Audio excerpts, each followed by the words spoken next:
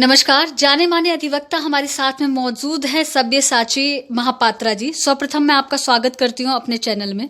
बात अगर करें हिंदूवाद की, अगर बात करें सनातन संस्कृति की, आप एक अधिवक्ता होने के साथ साथ सनातन संस्कृति की रीढ़ की हड्डी भी माने जाते हैं, जो कि वर्तमान में असदुद्दीन ओवैसी के द्वारा हैदराबाद में अपने वक्तव्यों में कहा गया कि मोदी परमानेंट नहीं है, योगी परमानेंट नहीं है, जिसको लेकर सनातन संस्कृति के प्रचारक कई लोगों में काफ़ी विरोधाभास महसूस हो रहा है, जिसको लेकर अलग अलग बयान दे रहे हैं।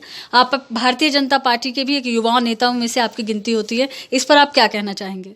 नमस्कार। सर्वप्रथम मैं आपको नमस्कार करता हूं आपके चैनल में, और मैं आपके चैनल के माध्यम से ये बताना चाहता हूं कि सनातन धर्म के वाहक नरेंद्र मोदी जी हैं और हमारे यूपी के यशस्वी मुख्यमंत्री योगी आदित्यनाथ जी हैं। AIMM की ये जो लीडर है, इनका नाम है असदुद्दीन ओवैसी। ये असदुद्दीन ओवैसी ये भूल गए कि खुद एक चुने हुए संसद है। एक संसद की एक मर्यादा होता है, इस संसद एक गरिमा उनका होता है। ये एक गली के गुंडे की तरह बात करते हैं, ये गली के लोफर की तरह बात करते हैं। मैंने सुना था कि वो बारिस्टर है, ये कहाँ से बारिस्टरी करके आए हुए हमें पता नहीं है। इनको ये सोचना चाहिए, लोकतंत्र है, लोकतंत्र में लोग जनता जो ना वो अपने प्रतिनिधि चुनते हैं और जनता को पूरे अधिकार है। और ये हिंदुस्तान में भारतीय जनता पार्टी अकेली पार्टी है जो हिंदुओं की बात करती है, जो सनातन धर्म रक्षा की बात करती है। बाकी सब सेक्युलर के पीछे पड़े हुए हैं। ये सेक्युलर वर्ड जो ना, सेक्युलर वर्ड इटसेल्फ ही एक फ्रॉड है और ये एक धोखा है हम लोगों के लिए और हिंदुओं के लिए।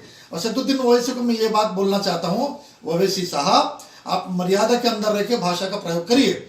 आप जिस हिसाब की भाषा बोल रहे हैं, ये 1947 वाला मोहम्मद जिन्ना की भाषा आप बोल रहे हैं। अब ये 1947 नहीं है, 2021 है। लोगों को समझ में आ चुकी है आपकी राजनीति यहाँ पे दाल नहीं गलने वाली है। आप इस भाषा बोल रहे हैं, ये भारत में माहौल बिगाड़ने की कोशिश कर रहे हैं कि उत्तर प्रदेश में चुनाव आ रहे हैं। चुनाव में आप मुसलमान को वोट एकत्रीकरण करना चाहते हैं, आप पोलराइजेशन करना चाहते हैं। ये नहीं होगा।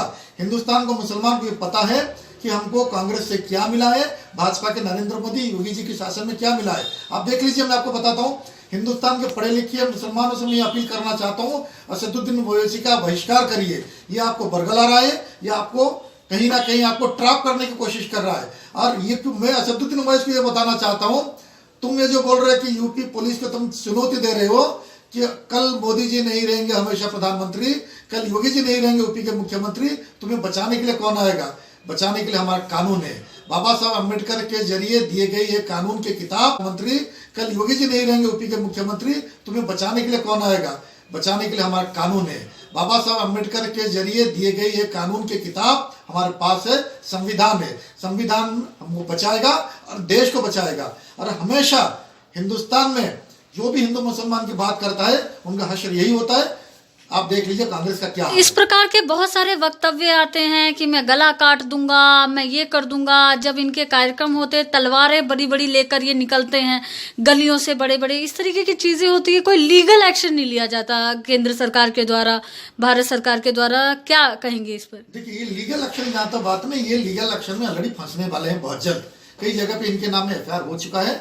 हम भी पूरी कोशिश कर रहे हैं, कोर्ट में इनके नाम में इनके खिलाफ केस करेंगे। लेकिन मैं उनको फिर दोबारा बताना चाहता हूँ, आप एक गली के गुंडे की भाषा बोल रहे हैं। इस भाषा का जवाब यूपी के जनता आपको देगी, बिल्कुल देगी। और हमारे जो कार्य जो किया गया है हमारे योगी आदित्यनाथ के द्वारा पिछले 5 साल में, इनको जवाब जनता देगी। सबसे ज्यादा खुश है पूरे हिंदुस्तान आज खुश है। ये कोरोना के टाइम में आप बताइए, योगी जी जिस हिसाब से काम किए, 24 घंटे में से 20-20 घंटे इन्होंने काम किए हैं, कोरोना को कंट्रोल में लाए हैं। आज जनता के दिलों में बसे हुए भारतीय जनता पार्टी के नेता नरेंद्र मोदी है, योगी आदित्यनाथ जी, अमित शाह जी है। और इनको मैं बताना चाहता हूँ, आप मुसलमानों को मैं बताना चाहता हूँ, मुसलमान भाई कभी इनके बात में आप मत आना। ये तो चले जाएंगे हैदराबाद और ये झगड़ा लगा के जाएंगे, या लफड़े लगा के जाएंगे। ये दंगा करवाने के लिए यूपी आए हैं। इनको आप नकारो और भारतीय जनता पार्टी के साथ रहिए और किसी के साथ मत रहिए। आप जो इस प्रकार के वक्तव्य बोल रहे हैं, अगर आपके बयान वायरल हो जाता है तो क्या आपको भय नहीं लगता कि वो भी कुछ आपको कहें, कटवा दें, मरवा दें? ये तो खुलेआम बोलते हैं वक्तव्य अपने भाषणों के माध्यम से। हजारों लोग इनको सुनने वाले होते हैं, कहते हैं काट डालो, मार डालो। इस तरह के वक्तव्यों का इस्तेमाल एक बार नहीं अपितु बार बार करते हैं। मैं आपको एक बार बताता हूँ, ये धरती, ये भारत की धरती, हिंदुस्तान की धरती प्रभु राम जी के है, प्रभु कृष्ण जी के हैं। जब जब धरती पे अत्याचार और अन्याय बढ़ा है, अधर्म जब हुआ है, अधर्म का विनाश करके धर्म का संस्थापन करने के लिए प्रभु राम जी को ही धरती पे आना पड़ा। अधर्म का विनाश करके धर्म का संस्थापन करके रावण जैसे राक्षस को मार के देश में राम राज्य लाने के लिए हिंदुस्तान में, भारत में प्रभु राम जी को भी आना पड़ा। लेकिन ओवैसी साहब हम बताना चाहते हैं, ये देश में कानून है, कानून और मर्यादा के अंदर आप रहिए, कानून की मर्यादा के अंदर रहिए। हमें संविधान दिया गया, हम किसी से डरने वाले नहीं है, हम कुछ डरते नहीं है। और मैंने अभी और एक बात मैं आपको बताना चाहता हूँ।